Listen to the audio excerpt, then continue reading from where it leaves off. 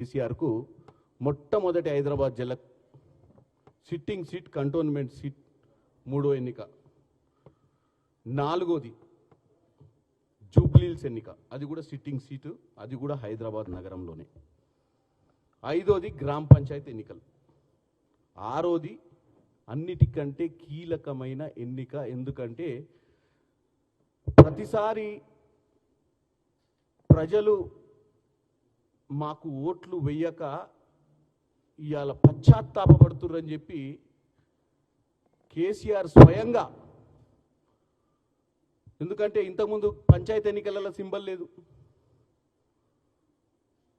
Cantonment ఎన్నికలు రాష్ట్ర ఎన్నికలు కాదు, అందరు రాష్ట్ర ప్రజలకు సంబంధించిన ఎన్నిక కాదు, జూబ్లీహిల్స్ రాష్ట్ర ప్రజలకు సంబంధించిన ఎన్నిక కాదు.